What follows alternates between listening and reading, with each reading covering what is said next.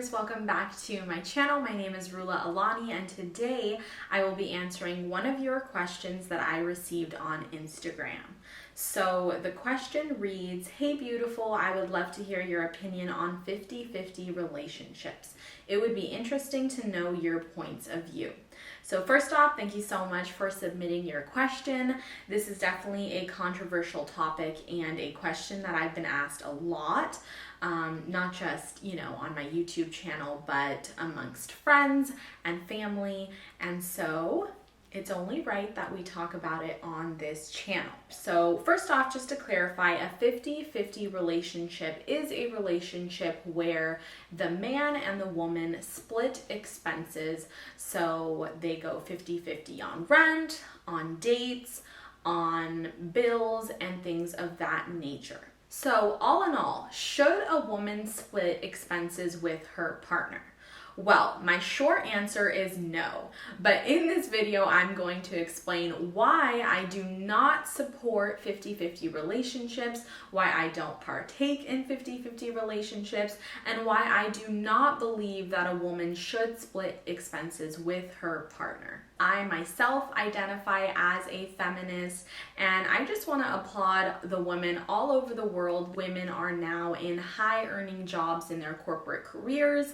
They're running businesses that are just booming. Women are in politics. I just find it amazing. I personally own a business. I run a YouTube channel. I invest in the stock market. I cook, I read, I travel. I partake in so many different hobbies, and I know that as a woman we have so many roles and we have so many hats to wear in society. Also, I want to say that I support all women, whether or not they go to college, whether or not they have a career, whether or not they simply just want to be housewives at home with their children. No matter what women decide to do, I am all for it, and I support women 1000%. I truly believe that if a man loves a lady, he will pay for and provide those expenses, especially for large bills in a household. What's the point of me moving in if you are not covering rent? I might as well just go and live with a roommate for that matter, because as women, when you are moving in with a man, he should have already been paying his rent by himself as it is. So now, why is it that when you're moving in, all of a sudden you're going to split rent with him and you are going to be giving him a 50% discount when he was just paying the same amount without your presence? Now, we've all heard that women make a house a home, right? Just with our presence, just with our energy, just with our ability to decorate and cook and clean. And so on top of us expected to turn a house into a home, we're now expected to split bills. I do not believe so, and I don't agree with that. I believe that men should cover large bills, including mortgage, rent, monthly subscriptions, phone bill, travels, because women are already coming into the partnership with their own set of expenses, which we are going to discuss later in this video. I'm sorry, but if you and your partner split rent, it truly sounds like you guys are roommates more than you are partners. Now, if you are a man watching this video and you expect that a woman should come into your life and help you 50-50 split finances, I think you should stay single, work hard, save up, be able to provide for yourself, and only then will you be able to attract a lady into your life who you do not expect her to cover bills that you should have been covering with or without her in the equation. I am a strong believer in women following their dreams, whatever that may look like, whether that's getting a career, going to college, having kids, and becoming a housewife. But I realize that on top of all of these roles that are expected of us, for us to be housekeepers, for us to be cooks, for us to be interior designers, for us to be models with the best sense of fashion and the best makeup and fit bodies and With all of these expectations, I don't see how now we need to add to that to be financial providers. That was never in our biological makeup, was for us to be providers. I truly believe in the divine feminine, in the divine masculine, and the feminine energy, the yin energy, is a receiving energy. It's an energy that receives. The yang energy, the masculine energy, is the one that provides and gives. And so, although I'm all about progressive times and women working for themselves, whatever that may look like, whether it's in a household or outside of the household, I believe that a woman should do what she likes with her money, and she should not be expected to cover large bills. Unfortunately, with all this being said, a lot of women who end up single or divorced don't have any money to fall back on because they were in a situation where they were paying 50-50 and they already had more expenses as it is, and so they were not able to save up. So I am a strong believer that women should be saving money, investing money, making money, whether they are single or in a partnership, so that worst comes to worst, if something doesn't go right, if the relationship does not work, then women are able to stand on their own 2 feet with their own finances. Ladies, that's why it's key to make our own money, save our own money, invest our own money, and when it comes to spending, to spend very wisely. Now, obviously, I do believe in spoiling our partner. I do believe in buying gifts and presents for Christmas, for Valentine's Day, for anniversaries, for birthdays, whatever it might be.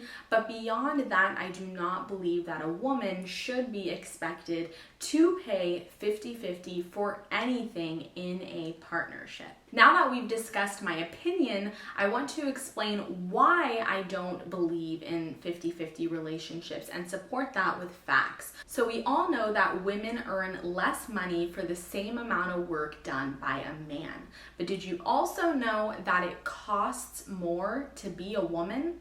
Studies show that women spend on average 7% more on everyday household items. You will see a 7% markup on female household items. And if you just think about it, women have more upkeep. We have more products. We have more toiletries. We have more items that we need to purchase just to maintain a standard look amongst us, right? When you think of a man taking a shower and getting ready for his day, he will probably only need about 5 items to do so. And then compare that to a woman and how many products she needs to use just to look average in society. You're probably looking at around 15 to 20 items for her to get ready. There's a Kiplinger article titled 6 Things That Cost Women More. And in that article, it says, the gender pay gap often takes the spotlight when it comes to women's financial issues. But on the spending side of the equation is an equally worrisome problem. Women must pay more for many things, including some big budget items, throughout their lives. In fact, a recent study by the New York City Department of Consumer Affairs compared the city's local prices on nearly 800 products, from toys and children's clothing to personal care products and senior health care products. It found that women's products on average cost 7% more than similar products for men. Furthermore, there was a CNBC article titled Being a Woman Costs More Than Being a Man study. And it found that women pay 7% more for toys and accessories. Women pay 4% more for children's clothing. Women pay 8% more for adult clothing. Women pay 13% more for personal care products. And women pay 8% more for senior home healthcare products. So what does that mean? It means that when we're looking at 2 identical products created by the same brand in a lot of cases. Let's say we're talking about a men's deodorant versus a women's deodorant. The women's deodorant will have a significant markup just because it's created for women. And that applies to so many other categories, whether it be toys for children, accessories, clothing items. In another article by Reader's Digest titled, "Let's Settle the Debate, Does Life Cost More for Men or Women?" So in the article, it was quoted that researchers in California once discovered that women in the state annually pay around $1,351 more than men for basic services, adding up to about $15 billion a year nationwide. So throughout the entire nation, women are paying $15 billion more just for the upkeep, just for the basic things that women need to do after taking a shower.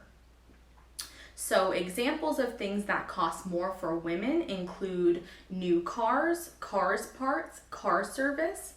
One study in Chicago found that new car dealerships asked white women to pay 40% more of a markup than white men, while black women were asked to pay upward of 3 times a white male's markup. Now that is just completely unacceptable, and that's why I had to bring this information to you guys, because it's absolutely not fair and not just for women to have to pay more than men, let alone colored women needing to pay more than white men. Similarly, auto repair shops are prone to overcharge women, according to a 2012 report that surveyed 4,600 body shops.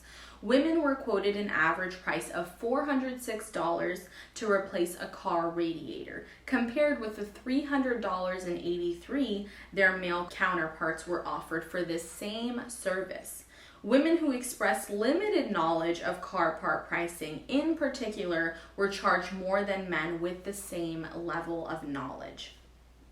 So we see here that not only are women having to pay more for toiletries and home products, but even on bigger costs such as cars and car repairs and things of that nature.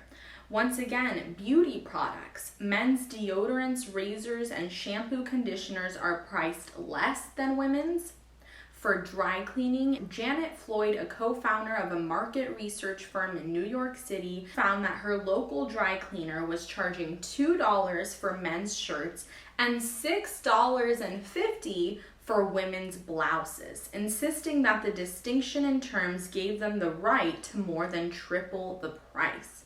So not only are women paying more for cars, beauty products, dry cleaning, but also just for general self-care and upkeep. Now there's a very insightful video that literally just sums this up so beautifully. I recommend you all to watch it. It's literally shorter than 3 minutes, so there's no excuses. Definitely check it out. It was created by Glamour, and it shows the cost of being a woman, and it literally has the screen split right and left, and you see a man getting ready for the day and a woman getting ready for the day, and they add up the cost of each product that they're using, and you can just see how crazy and how insane it is how many more products women need to use and how many more these products are costing them. It highlights how many items that an average woman must use just to show a basic level of care for her to go out and to not be judged for looking scruffy or for looking, for looking anything less than great. So definitely check that video out. I will link it in the description. And now let's talk about the gender pay gap, which I'm sure you guys are familiar with. So in the pay scale article titled "The State of the Gender Pay Gap 2020, there is both a controlled and uncontrolled pay gap. So controlled means that they measured the median salary for men and women with the same job and qualifications.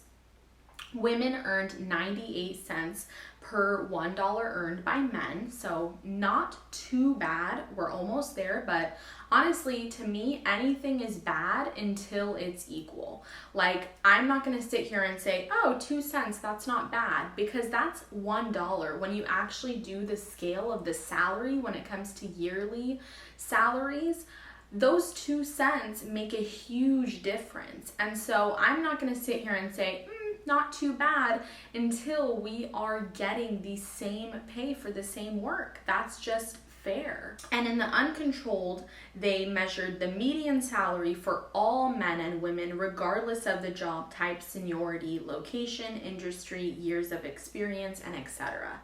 So in that study, women earned only 81 cents per $1 earned by men. So it's just absolutely unfair. I'm sure some people will disagree with me, and I also want you guys to know that I come from a Middle Eastern Arab background, and in my culture, it was ingrained in us from a very young age that men are providers, that dad takes care of the bills, that fathers take on that role of going to work, paying for bills, taking care of large finances. When you come from a certain background where women are not seen as workers, women are seen as nurturers, women are seen as, those who tend to their children, to themselves, to the house. And once again, like I said, I'm not saying that women should not go to work. I am a strong believer in women doing whatever they please, whether that's going to work, whether that's taking care of the house and the cooking and the cleaning, whether that's owning their business. But I do believe that a woman's money is her own money. It's her right. If anything were to happen in that relationship, a woman needs something to fall back on. She's already not getting the same pay rate for working the same job and the same hours as a man. She's already having to pay more for the same household items. So why on top of that are we now thinking that women need to split bills? They don't, they shouldn't, and I certainly will not be in a relationship where a man expects me to split bills. That's not what I believe in, that's not one of my values, and that's not what I'm comfortable with. So that's one of my boundaries, which I'm actually making another video talking about why having boundaries and standards makes you more attractive. Stay tuned for that one. That one will be coming in the next few weeks. Unfortunately, if you are a woman in a 50-50 relationship, then you're doing yourself a disservice. There are plenty of men who will gladly take care of you simply just to have your feminine presence in their life. There are men out there who cover all of their bills in full and would love for you guys to have a relationship, for you to eventually move in, and would not expect you to all of a sudden then split bills or split finances with them. Keep in mind that financial assets and disagreements with that is the number one reason why people get divorced. So if you just met someone, or you recently moved in with someone, or started dating someone, and you see that you guys have very different values and views when it comes to finances and whether or not one should split the bills, then that's definitely a red flag moving forward. And I want to end off with this article, which is this common behavior is the number one predictor of whether you'll get divorced. And there it says that nearly half of Americans, 48%, who are married or living with a partner, say they argue with the person over money, according to a survey of more than 1,000 people by the Cash Lorette. Data released Wednesday by financial firm TD Ameritrade found that 41% of divorced Gen Xers and 29% of boomers say they ended their marriage due to disagreements about money. What's more, if you're arguing about money early on in your relationship, watch out. That may be the number one predictor of whether or not you'll end up divorced, according to a study of more than 4,500 couples published in the Journal of Family Relationships. So Ladies, it's up to you in the end what you feel comfortable with and what are your personal boundaries when it comes to finances. If you are comfortable splitting finances and bills and rent, then that's completely up to you. But this is my opinion. I do not agree with them. I believe that you should only split rent if you're living with a roommate, if you're living with a friend, if you're living with your family. But when it comes to a partnership, a union, a man should play out his role, and that's being a provider, and a woman has a completely different role, which is being a nurturer. And so I do not believe in 50-50 relationships. I do not partake in them, and I do not believe that women should split finances or expenses with their partner. So with that being said, thank you so much for watching. Let me know in the comments down below what you guys think. Do you split bills with your partner? Do you not believe in that? Let me know. I'd love to hear what you guys have to say, and I'll see you all very soon. Bye!